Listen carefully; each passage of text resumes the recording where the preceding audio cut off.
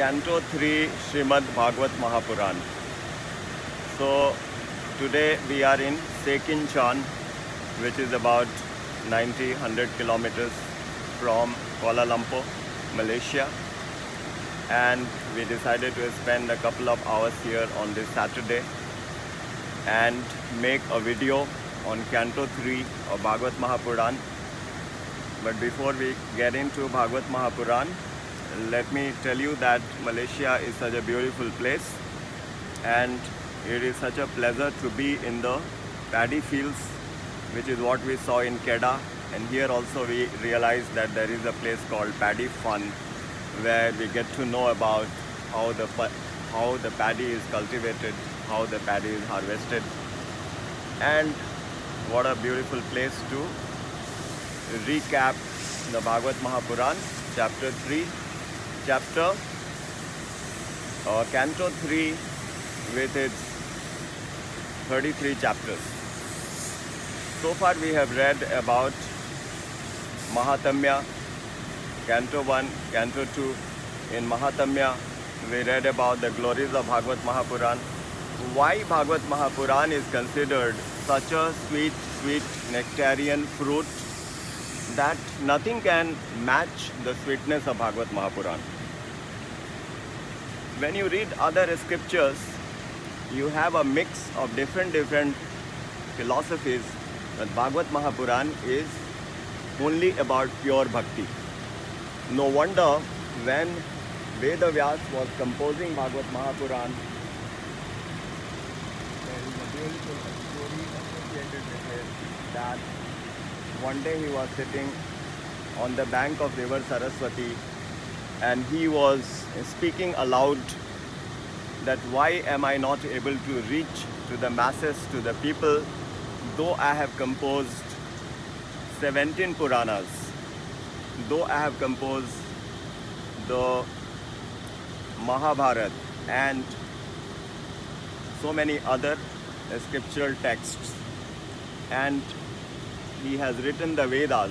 Vedas are eternal, but Veda Vyas has put it in the written form because in Kali Yuga, the Shruti Parampara doesn't hold, so Vedas have to be written in words in the text form. So Veda Vyas, the compiler of Vedas, the compiler of all the Puranas, is sitting and lamenting that whatever he has written, though he has put in so much about Dharma, Artha, Kama, Moksha, all the major areas which is required for the welfare of the humans, you know, the Dharma, the economy and the wealth and the prosperity, the liberation, the salvation, and the material desires.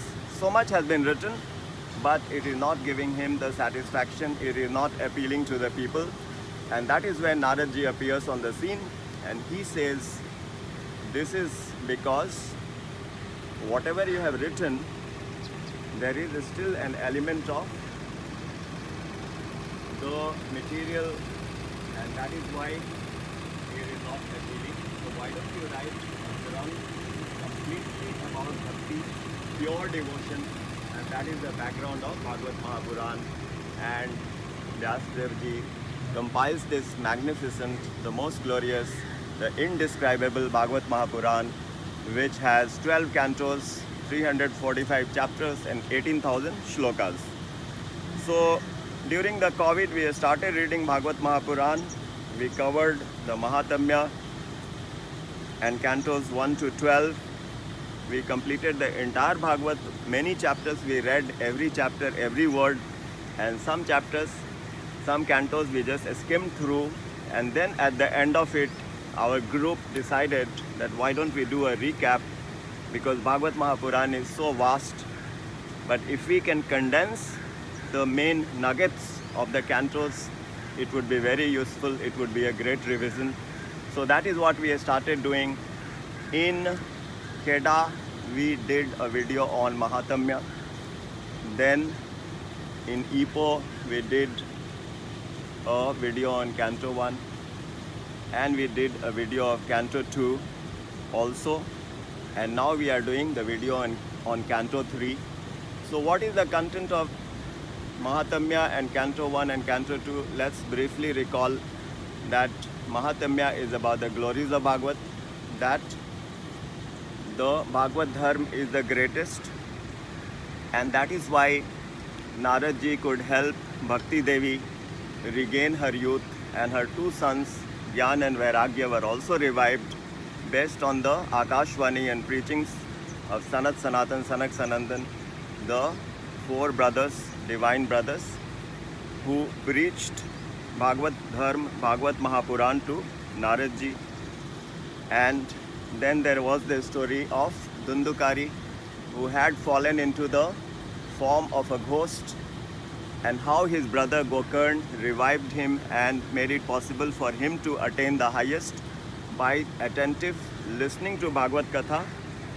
And we also learnt about the beautiful story narrated so beautifully by Pujya Swami Mukundanand, who told us about the story of Lord Shiva having this conversation with his wife, and how Parvati ji wanted to know why Lord Shiva is wearing this mundamal of pretty women, and her guru Vamdev had kind of instigated her for the divine reasons.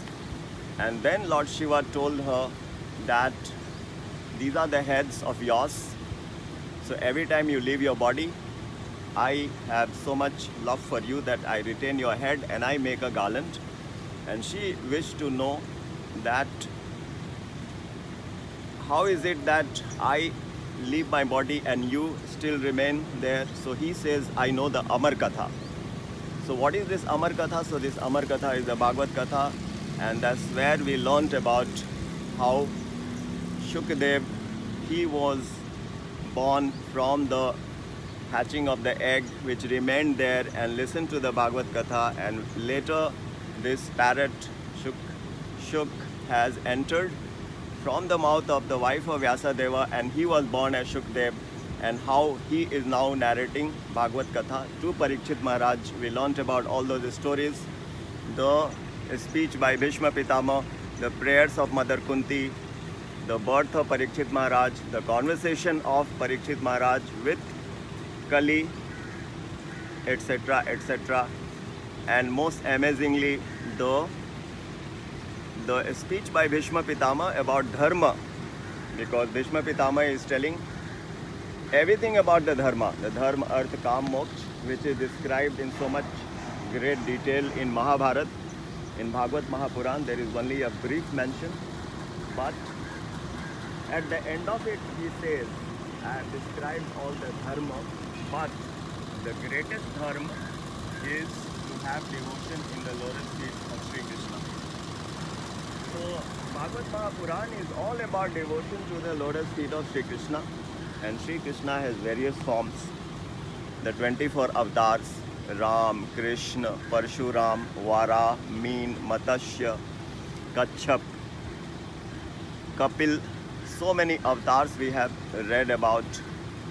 So devotion to that Lord Shri Krishna is the basis of Samam Bonam of Bhagavad Mahapuran. So in Canto 3, we begin with the story of Vidurji, who is the younger brother of Dhritarashtra, and he has been asked to leave the palace because he spoke against Duryodhana. He doesn't mince words, and he criticizes that what Duryodhana is doing is not the right stuff. So he has retired to a kutia, a cottage, and he is living in a very humble way. So that is the episode concerning Vidurji. And then Vidurji meets Uddhavji, who has returned after Sri Krishna has left for his divine abode. And Uddhavji was instructed by Sri Krishna to meet Vidurji and tell him about how he was instructed that Vidurji should learn Bhagavad Mahapuran from Maitreya Ji. So that is where Uddhavji meets Vidurji, and speaks about the pastimes of Sri Krishna, and then Vidurji goes to meet Maitreya ji as per the instructions and learns Bhagavad Katha. And then he also remembers that he has to go and talk to his brother Dhritarashtra and tell him what he should do instead of just living in the palace, and begging for the goodies from the king. So there is the episode of Dhritarashtra and Gandhari coming to the forest after being blasted by Vidurji, and then the Katha progresses and there are questions by Vidurji, profound questions which are answered by Maitreya Rishi, and Maitreya Rishi is telling us about the importance of Bhagavad Katha, that when Khatwang Muni, he had helped the Devatas, and the Devatas were very pleased that Khatwang Muni helped them to win the battle against the Asur. And when they say you can ask for a boon, Khatwang Rishi wanted to know how much life is left for him, and then he was told that only 1.5 ghadi, that means about half an hour only is left for him, and that in the half an hour the best that he can do is to do the remembrance of the Lord, and that's how he could achieve the highest realization of God, by doing his devotional services in the half an hour time he had. And the same point is being emphasized, that the person who is in his last days, the greatest dharma for him is to do the remembrance of Bhagavad Katha. And when the person is living in the world, that is also a great opportunity for him to do the dhyan. So the dhyan vidhis are described in the previous canto, and in the canto 2 and in the canto 3 we come to the part where there is the episode of Diti, there is the episode of Varah Avatar, and then there is the episode of Kapil Avatar. So Diti is the wife of Kashyap Muni, Kashyap Rishi, who is the son of one of the 10 rishis born to Brahmaji, and I recall Marichi. And Kashyap Rishi is a great devotee, a great renunciate, but his wife Diti wants to have a union with him, and he is telling her this is not the right time, but this is a divine Leela. And then Hiranyaksha and Hiranyakashipu are born to Diti. So that episode we read, and how Hiranyaksha is Jai and Vijay from Vaikuntha Lok, who has fallen to the earth planet because of the curse of Sankadik Rishis, because Jai and Vijay refused entry to Sankadik Rishis. So they have been cursed to come back into the earthly planet. So Jai becomes Hiranyaksha and Vijay comes as Hiranyakashipu. So those two episodes are described in great detail. So that is about Diti, Kashyap Muni, Hiranyaksha and Hiranyakashipu. And then there is the story of the Varah Avatar. The Varah appears from the nostril of Brahmaji and takes up a gigantic form, and this is the form of the Lord in the boar form, and how there is the battle between Varah Avatar, Bhagwan Varah and Hiranyaksha, and how Hiranyaksha is killed. And then comes the avatar of Kapil Bhagwan, because Kardam Rishi is married to Devhuti. Swayambhu Manu and Shatrupa are the two personalities who begin the Mathuni Srishti. Before that, Brahmaji has these Manasputras, but the expansion, the creation is not expanding. So Brahmaji is in a state of agitation, and that is when Manuji and Shatrupaji are born, and the biological reproductive creation begins. So the 5 children are born to Manuji and Shatrupaji. the two sons Uttanpad and Priyavrat, and the three daughters Akuti, Prasuti and Devhuti. So in the Canto 3 we learn about the marriage of Devhuti with Kardam Rishi, who is born from the shadow of Brahmaji. And Kardam Rishi is a great devotee. He also doesn't want to enter the household. He wants to continue his spiritual journey.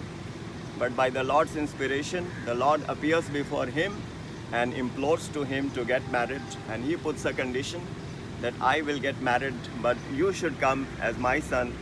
So in the course of time, the Lord is born to Kapil Dev, to Kardam Rishi and Devhuti in the form of Kapil Dev, the Lord. And then the canto ends with a great explanation of the divine laws and the duties of the householder, and why it is so important to do the devotional services to the Lord. All these are described to Mother Devhuti, who recognizes that this is Lord Kapil, my son, is God himself. So she puts him on a high pedestal, and like a student, she is asking him to give her the knowledge. And finally she realizes the knowledge, and there is a beautiful story how Mother Devhuti, she relinquishes her body in Gujarat, and that's how the Canto 3 comes to an end. And we will do Canto 4 in our next episode. So today we selected this beautiful paddy field 100 kilometers from Malaysia. It is great to do recaps of Bhagavad Mahapuran, but I must pay my great obeisances to Swami Mukundanand, who is the inspirator for all these efforts. So let's look forward to a nice recap on Canto 4. Actually, Bhagavad Mahapuran is so vast that it's not easy to compile all the nuggets in brief videos, but this is our humble efforts.